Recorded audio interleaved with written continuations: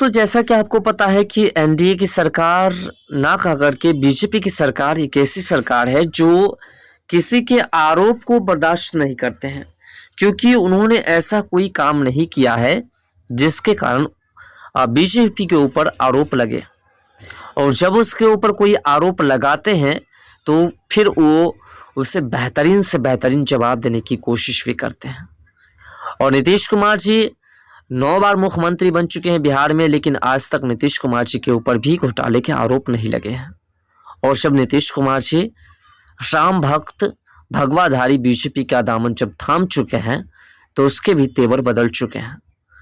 जब राबड़ी देवी ने नीतीश कुमार को सुनाया, उसके बाद नीतीश कुमार ने जम करके राबड़ी देवी पर हमला बोला। आखिर ऐसी कौन सी ज़रूरत आन पड़ी जो राबड़ी देवी ने नीतीश कुमार पर हमला बोला, और फिर नीतीश कुमार को ऐसा क्या कह दिया राबड़ी देवी ने जो नीतीश कुमार उसको खूब सुनाया और उन्होंने कहा कि अगर हम कह देंगे तो बर्दाश्त नहीं होगा। सभी बातों पर विस्तार से चर्चा करेंगे, वीडियो में एंड तक ज़रूर बने रहिएगा। बिहार के मुख्यमंत्री नीतीश कुमार बजट सत्र के दूसरे दिन पूरे तेवर में दिखे। विपक्ष के आरोप का चुन चुन करके जवाब दिया। दरअसल राज्यपाल के अभिभाषण पर चर्चा के बाद सीएम नीतीश ने सरकार की ओर से जवाब दिया। उन्होंने कहा कि 15 साल तक चलने वाली पिछली सरकार में क्या हुआ यह हर कोई जानता है। हमारी सरकार शुरू से ही लोगों की सेवा के लिए काम कर रही है। पुलिस बल की संख्या बढ़ाई जा रही है और हम धीरे धीरे सभी क्षेत्रों में सुधार कर रहे हैं, चाहे वो शिक्षा हो, स्वास्थ्य हो या फिर कृषि हो।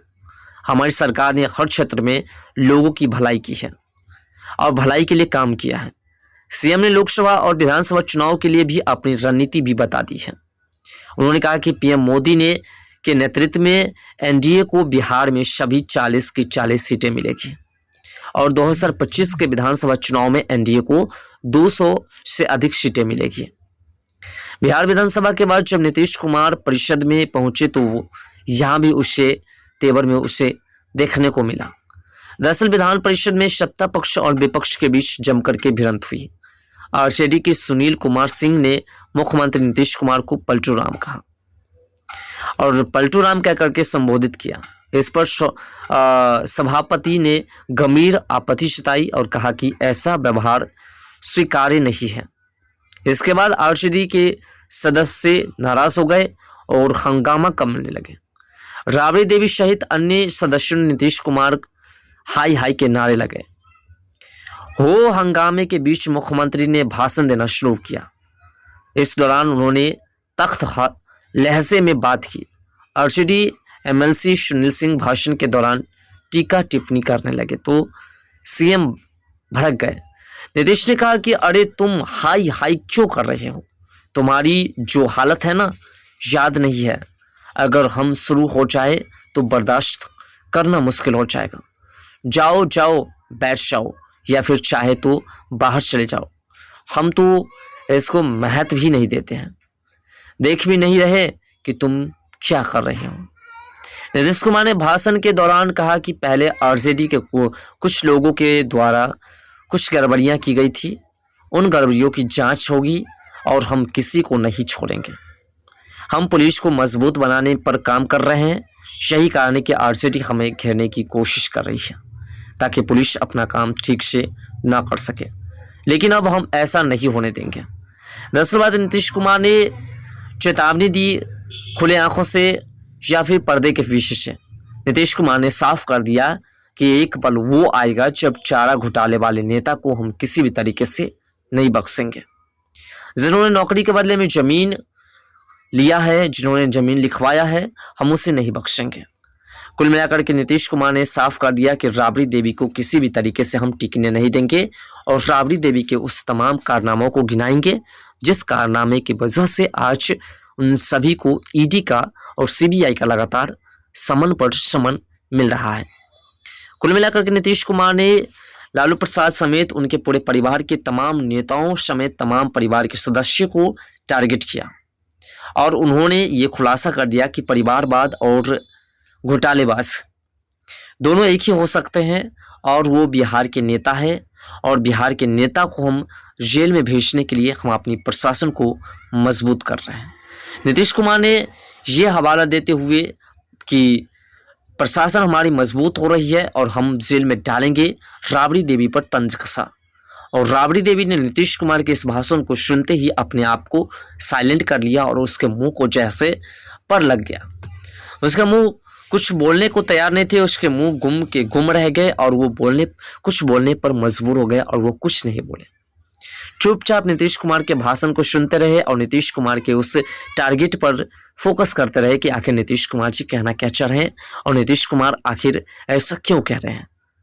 नीतीश कुमार कुछ दिन पहले आरजेडी में थे और नीतीश कुमार जब आरजेडी में थे तो आरजेडी के पक्ष में कई तरह की बातें किया करते थे और आरजेडी में तेजस्वी यादव के नेतृत्व में बिहार में विधानसभा चुनाव लड़ा जाएगा ऐसी भी घोषणा कर चुके थे। इस बात को सोचने के बाद राबड़ी देवी साइलेंट पर चाहते हैं कि आखिर ऐसा क्या हुआ बीजेपी में जो नीतीश कुमार के पाले बदल गए और नीतीश कुमार की सोच बदल गई। आखिर बीजेपी ने ऐसा कौन सा मंत्र मारा है जिसकी वजह से नीतीश कुमार के पूरे चाल चलन बदल चुके हैं और नीतीश कुमार अब बीजेपी के हो चुके हैं। इसको सोचते हुए राबड़ी देवी ने नीतीश कुमार को कुछ जवाब नहीं दिया। नीतीश कुमार के प्रश्नों का उत्तर देना राबड़ी देवी की बस की बात नहीं थी। नीतीश कुमार ने खुले मंच से चैलेंज कर दिया, विधान परिषद में चैलेंज कर दिया कि हम किसी भी तरीके से तेजस्वी यादव, नीतीश कुमार ने ये भी टारगेट कर दिया कि हम राबड़ी देवी, लालू प्रसाद और उसके जितने भी बेटा बेटी और ससुर दामाद जो भी है उन सभी को जेल के अंदर डालने के बाद ही हम चैन का सांस लेंगे। नीतीश कुमार ने साफ कर दिया कि जो चारा का घोटाला करेगा उसे हम जेल में डालेंगे और जो नौकरी के बदले में जमीन लिखवाएगा उसे केंद्र सरकार भी जेल के अंदर डालेंगे और हम भी उसमें केंद्र सरकार का सहयोग करेंगे।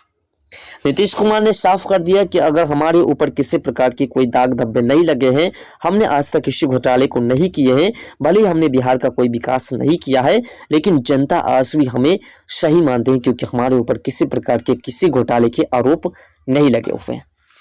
कुल मिलाकर के दोस्तों नीतीश कुमार ने ये टारगेट कर दिया कि हम तेजस्वी यादव समेत तमाम उनके परिवार वालों को जेल के अंदर डाल देंगे और राबड़ी देवी पर इसलिए उसने तंज कसते हुए काफ़ी लंबे स्वर में काफ़ी कठिन शब्द के साथ उसके साथ इस्तेमाल किया और उसको टारगेट करते हुए ये उसे सीख दे दिया कि हम किसी भी स्थिति में तुम्हें छोड़ने वाले नहीं है, चाहे तुम कुछ भी कर लो। तेजस्वी यादव के जो सपने हैं मुख्यमंत्री बनने का उस पर भी नीतीश कुमार ने पूरी तरह से पानी फेर दिया और बिहार की जनता को समझा दिया है कि हम जब आरजेडी के साथ गठबंधन बना करके बिहार में सरकार चला रहे थे तो उस वक्त आरजेडी के दबाव में हमने बिहार में कोई विकास नहीं किया और बिहार की जनता के साथ जो खिलवाड़ हुआ है उसका जिम्मेवार आरजेडी है। आरजेडी ने हमें विकास करने से रोका है और आरजेडी की वजह से हम बिहार का विकास नहीं कर पाए हैं, ऐसा नीतीश कुमार ने साफ कर दिया। और ऐसा करने के बाद नीतीश कुमार को ये उम्मीद हो गई कि इस बार जो विधानसभा चुनाव होने वाली है 2024 में 25 में, उसमें हमें यानी कि एनडीए को 200 पार सीटें मिलेगी। फिलहाल नीतीश कुमार के इस तंज पर और नीतीश कुमार का जो सपना है उस सपने पर आपका क्या विचार है, अपना राय कमेंट सेक्शन में जरूर दीजिएगा।